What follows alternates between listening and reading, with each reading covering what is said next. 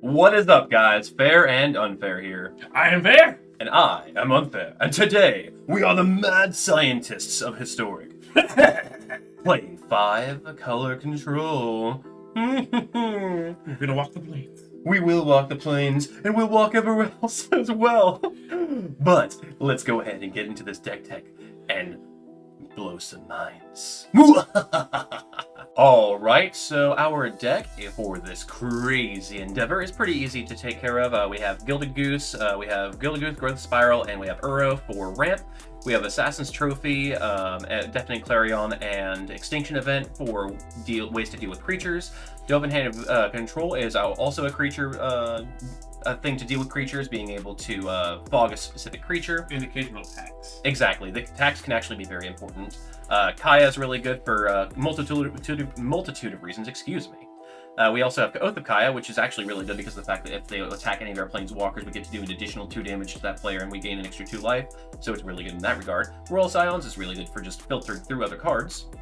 We also have Nicol Bolas for being able to be an actual threat for hitting people until we swap them over to being a creature. Vraska as a 1-of, being able to filter through cards that don't really matter by sacrificing them or blowing up specific 3-drops or less. Then we also, for our big finishers, we have Sarkhan to be able to turn all of our planeswalkers into dragons and hit them with an Alpha Strike. I want to do that so bad this video.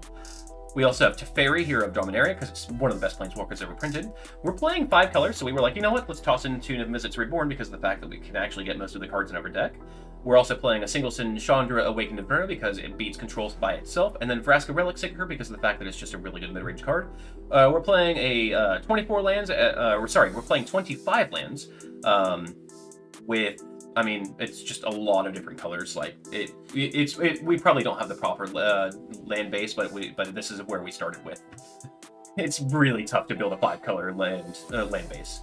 But then we're playing Grafdigger's Cage and Rest in Peace for graveyards / being able to get rid of Cocos, Ether Gust and Mystical Dispute for specific colored matchups, Time of Reinforcements for aggro decks, and then a Braid for both aggro and for dealing with the colorless deck. But yeah, we're gonna go ahead and run into a game. Let's go.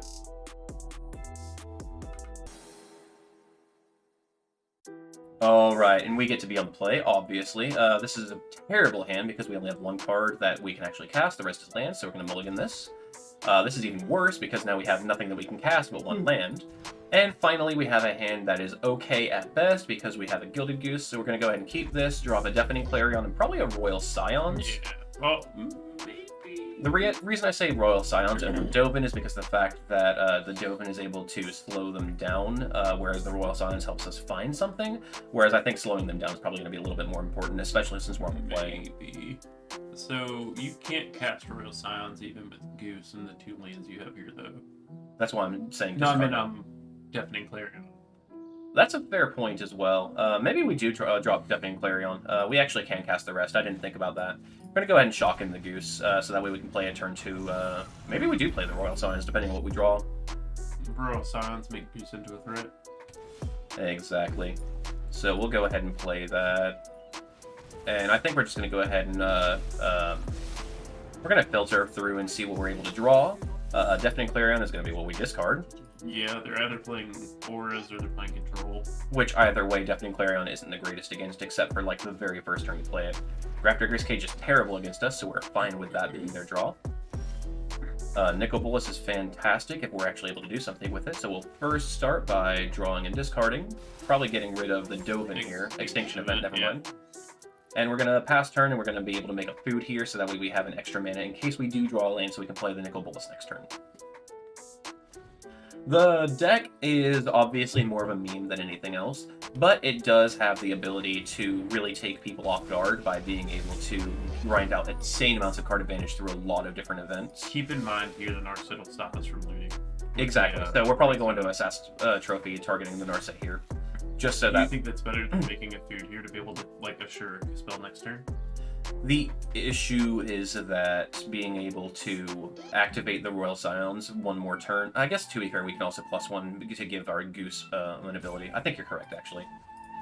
We make a food here. So you play a land and then buff the Goose and... Yep, put it down to 1. And then we can hold on to the Assassin's Trophy for something else, and then we can play the Nicol Bolas Ravager if necessary, hopefully, next turn. This is also going to draw us 4 cards and deal 7 damage to the opponent here, or 8 actually, since we're going to draw another card in our draw step. There's a cast out targeting our Royal Scions. Maybe we just go ahead and Assassin's Trophy that cast out so we can get it back. Maybe? I think it's worth it because then we can buff our Gilded Goose again and attack the Narset. Or we can just play the Nicol Bolas. That's true. But we can, either way, we'll still be able to start looting with the Royal Scions more. And that's why Assassin's Trophy is a really good catch-all. If you're playing anything in black and green, it's really good to go ahead and have access to that. We're going to start by looting here. There's a very good chance we're just going to drop the Dovin here. Because we really do want to hit a land. Oh. Yeah. I got ahead of myself. I thought I was missing something, and I'm like, maybe I'm just crazy. No, that's why we pay attention to the entire board state before we activate cards. I've been doing it wrong this whole time. Yeah, but that happens sometimes. Unfortunately, that was just a complete mistake. So Goose and Buff and Pass. Yep, Goose Buff Pass. My favorite song. It is a good song. So being able to get rid of that Narset will definitely be able to help us out. If we do draw a red source here, an untapped red source, we will be able to play Sarkhan and +1, making our Royal Scion able to hit. Oh. Alright. So we're probably just going, if we do get a red source, we're just going to go ahead and play him in -3. It's not a red source. It isn't a red source, unfortunately, so we're just going to have to pass turn. And I mean, even if it was a red source, it would still enter the battlefield tapped. This is one of the main issues with playing 5 colors, just being able to get your proper mana sources. Like, we are playing double red spells in Sarkhan the Masterless and the 6-drop Chandra. Otherwise, almost every single card that we are playing does have a single color mana source. Interplanetary Beacon is a good way to kind of mitigate the issues with mana sources, but even so, there is still the possibility of just drawing the wrong lands. But if you are able to draw the proper lands, you can just end up getting absolutely steamrolling opponents. So we have the ability to play this Teferi here into this Absorb, and that's probably just going to be worth it, because they're always going to be holding that up from now on. They do have a Teferi and a Narset here, so we're probably just not going to be able to make this, but we have to try to bait out as many counterspells as possible until either they run out or we'll die. Yeah. But that's going to be the best way that we run it for now. Search for Azcanta is going to be really good for them as well, being able to filter through to get more of their counterspells. We have Royal Scions on top of our library here, which is actually fantastic because we're going to be able to buff our Gilded Goose here safely and kill the Narset, which is going to be able to... Oh, never mind, we don't have naturally red mana, so we're just going to make a food token and pass turn. Welcome to 5-color Super Friends, friends. This is what happens. It does have the ability to play really well, but this really is, once again, like the Mad Scientist deck. There's a million different ways to play it, and until they print Oath of Nissa into Historic, it's not going to be as consistent as you'd like it to be. But it still has the ability to have it's a really fun deck if you have the cards for it. So there goes our other red source. We're going to go ahead and give ourselves one more draw. If we don't draw something that matters, we're just going to go ahead and concede here, so that way we can save you guys this time. That Shark Typhoon is a nail in the coffin. It really is. Let's see, do we get a red source off of this? Oh, you're right. And we're going to go ahead and concede here. I mean, we didn't really have anything that we could do from there, unfortunately, so hopefully we are going to be able to do something in game 2. Alright, so we brought in some mystical disputes, we cut a couple deafening clarions. And that's going to be it. We'll go ahead and be on the play. This is a fantastic hand. The most important thing with this deck, honestly, is having a growth spiral in turn 2, so that way you're able to power out your higher mana cost spells. We're going to make this enter the battlefield tapped, since we don't really care about any blue spells that we might dispute. And then we're going to play the Hinterland Harbor here and then pass turn. That would have been great on turn 1, but it's fine. It's fine. And we're going to go ahead and growth spiral here. If they have a counterspell for it, like, that sucks, but whatever. And there's an interplanar beacon, so we're not going to have as many issues with mana on our planeswalkers So as I we think did you previously. start with the beacon, play the Dovin, and then try and goose. I think you're correct on that. And Dovin's going to, once again, like we were talking about earlier, have a good effect on them because of the tax. If they counter this, then like that happens, unfortunately. But they kind of have to deal with this, otherwise they have to pay an extra 1 for all of their spells. And we get to cast Goose here. They're like they have to have a 1 mana counter spell, otherwise they can't get rid of it. Honk honk. And the cool thing about Dovin is it's good against both creature decks as well as control decks because it does have the tax effect like Thalia, and it also does have the fog effect. So we're just going to go ahead and play Oath of Kaya here. We do have to use our Gilded Goose food token here, but we want to go ahead and start dealing some damage, as well as prevent them from attacking our Planeswalkers, because as soon as this resolves, anytime they attack any of our Planeswalkers with like a Shark token, for example, they take an extra 2 damage. And we're playing against blue-white control, so we kind of need to be the aggressor here. And we are still holding a Mystical Dispute, so that way we can counter something. Mystical Dispute plus Dovin means that they have to pay an extra 4 for every single spell that they play. Or at least blue. one of them. Every single one that matters, anyway. Like, the first one that matters. So we can go ahead and cast another Gilded Goose here. We'll just start making food tokens until we're able to start accruing value. If we draw a Nizzit here, for example, that would be fantastic. We would also love to draw a Teferi, any of our big ones. 6 mana Chandra would actually be our most ideal play because they can't counter it, and we can start forcing them to take damage off of her. Like Chandra Awakened Inferno. Yeah, Chandra Awakened Inferno. We can just let that resolve. They're going to target the Dovin here, which I I don't thought they had to pay 1 more for enchantments too. Instant sorceries and artifacts. Naturally. I think we're fine with that. Like, if they take away our Dovin, we're not super worried about it. Sure. It's not like he's super important. Yeah, we're going to hold on to the Mystical Dispute for something like a Teferi, for example. Good thing people don't play the berry. Especially not these blue-white decks. So we'll just keep on making food, just so that way we have something to do with our mana. Growth Spiral, we'll go ahead and do it now, just so that way we can either find a threat or find another land. Or that? I mean, another counter spell is pretty decent as well. Being able to counter something like Sphinx's Revelation would be fantastic as well. We are kind of worried about that Castle Ardenvale being able to start creating a lot of creatures.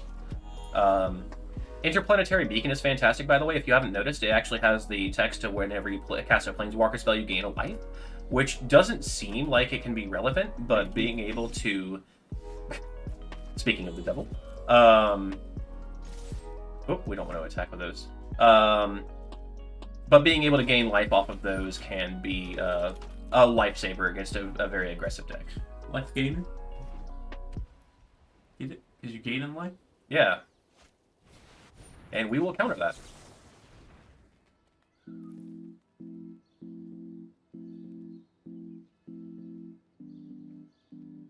Do they have a veto? Alright, we'll counter the Shark Typhoon again.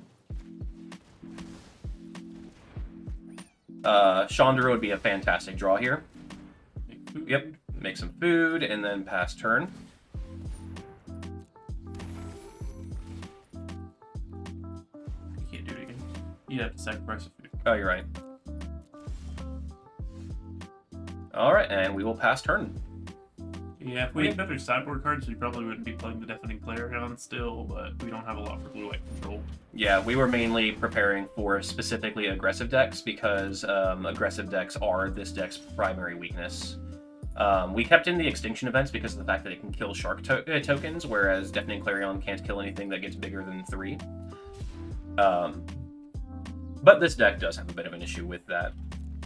Also, we're playing some large number of Planeswalkers and have not seen any in this game. Yeah. We play 15 Planeswalkers and we are 20 cards in and haven't seen one. We've seen the Dovin and that's it.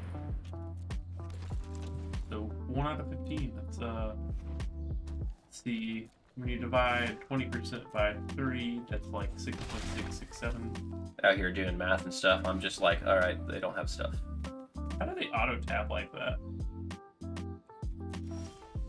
Okay, there's a threat. It's probably going to get countered, but we need to go ahead and start throwing our spells in. We're going to gain a ton of life off of Interplanetary Beacon, as we were talking about. And there's another Dovin's Veto, so they have played 2 of their Dovin's Vetoes, and we're going to keep on going through this. 2 Vetoes, 2 Censors, which, admittedly, Censor isn't really that great against us right now, considering the fact that we have enough mana to cast almost Emrakul at this point.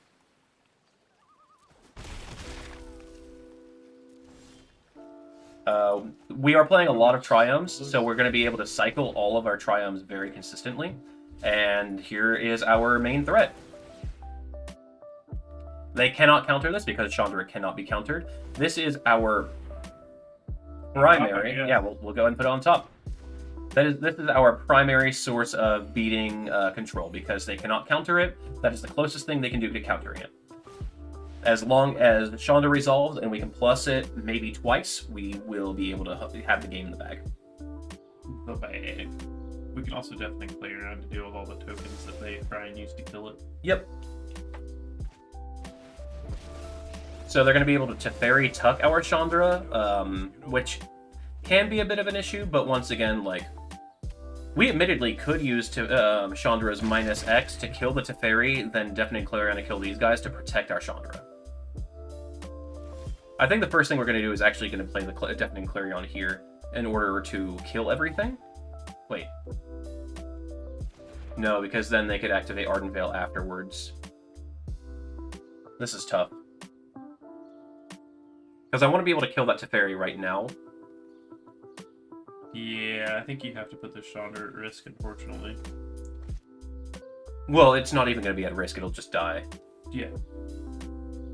At risk of dying.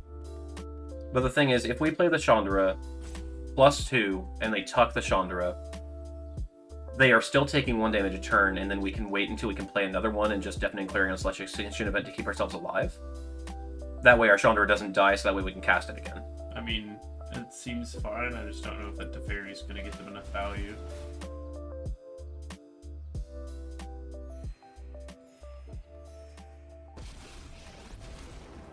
It's tough, because the Teferi is able to just win by itself. Now just go ahead and plus. Yeah, we'll plus right now, just so that way we can start dealing damage directly to them, because they can't deal with that. We'll go ahead and Deafening Clarion here as well, just to wipe their board. I thought you'd get everything lifelink personally, but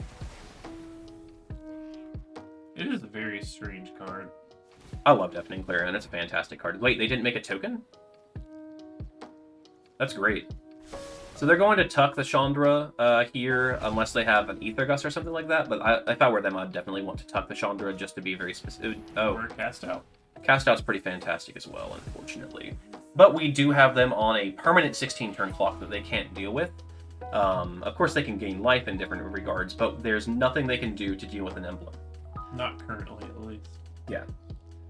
And that's the reason why the card is so good, is because of the fact that it is able to create something that is a permanent clock against decks like this.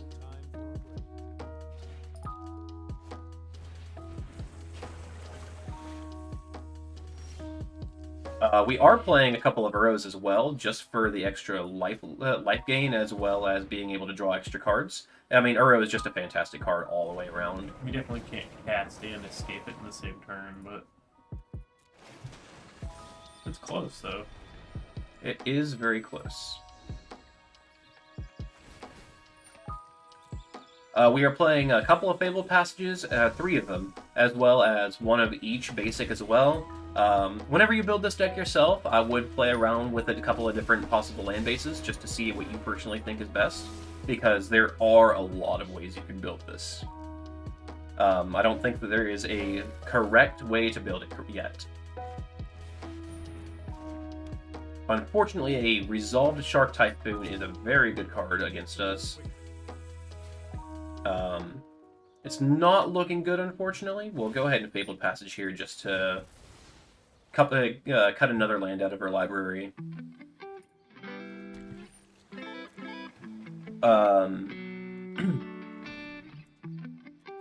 What other options do we have? Well, we can cycle another Triumph. Nope. Oh, you're right. And Narset. But let's go ahead and cast this Urro as well.